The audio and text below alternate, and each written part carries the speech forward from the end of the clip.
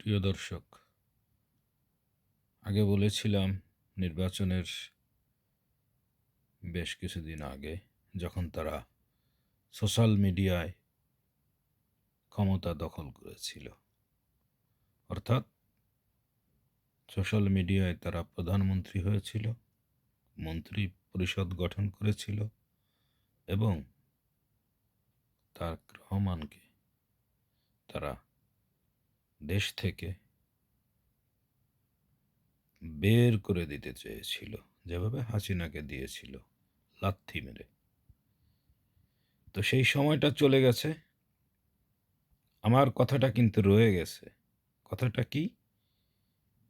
যে জামাত এনসিপি নির্বাচন মানবে না। আপনারা দেখে নেবেন, আমার একটা ভিডিও আছে এবং সেই পথেই কিন্তু তারা হাঁটছে, আপনারা তো বুঝতে পারছেন। নির্বাচন হওয়ার পরে তারা মেনে নিয়েছে। যখন তারা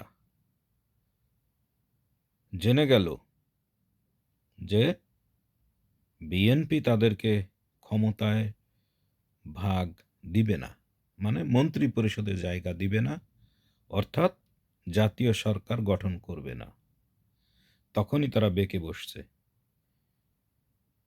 আমরা বারবার দেখেছি জামাতের আমির, উনি সবসময় বলে আসছেন জাতীয় সরকার, জাতীয় সরকার। কেন বলেছে? তার কারণ হচ্ছে উনি চায় যে উনি একটু মন্ত্রী হোক, কোনো একটা দায়িত্ব পাক, জীবনের শেষ সময় এসে অন্তত এই একটা সুযোগ ওনাকে দেওয়া হোক। এই কারণেই কিন্তু উনি নানাভাবে চেষ্টা করেছে। যখন দেখলো যে চেষ্টাটা ব্যর্থ হয়েছে, তখন মামুনুল হককে ডাকলো, এনসিপিকে ডাকলো, ডেকে সংবাদ সম্মেলন করে উনরা নির্বাচনকে প্রশ্নবিদ্ধ করার জন্য চেষ্টা করল। তো সেটা উনরা করবে, আমি আগেই বলেছিলাম।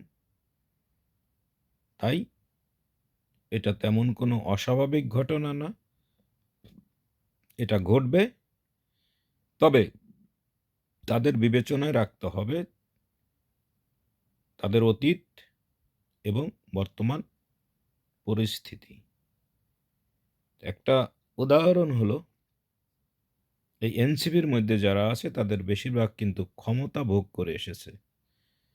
পাশাপাশি জামাত সহ তারা কিন্তু এতদিন ক্ষমতায় ছিল, কারণ তারা যা করেছে, মব করুক বা হুজুকে করুক, করেছে সেটা সরকারের পৃষ্ঠপোষকতায়। সরকার তাদেরকে যে ব্যাকআপ দিছে, আশা করি আগামী দিনে নির্বাচিত সরকার, গণতন্ত্রের সরকার, জনগণের সরকার সেই ব্যাকআপটা দিবে না। তাদের বিচার হবে ক্ষমতার অপব্যবহার করেছে কিনা, সেটার রেকর্ডও আছে। এগুলো তাদের বিবেচনায় রাখতে হবে। পাশাপাশি আমরা যারা সাধারণ জনগণ, আমাদেরকেও খেয়াল রাখতে হবে। তবে আমি আশা করি তারা যদি প্রকৃতভাবে রাজনীতি করতে চায়, তাহলে তারা এই পথ থেকে সরে আসবে, সরকারকে, আগামী দিনের নির্বাচিত সরকারকে তারা সহযোগিতা করবে, জনগণের কাছে যাবে। ভবিষ্যতে তারা আরও মানুষের ভালোবাসা পাবে, জনপ্রিয়তা বাড়বে। যদি এই বোধটা তাদের উদয় হয়, তাহলেই তারা সামনের দিকে এগিয়ে যাবে। ধন্যবাদ।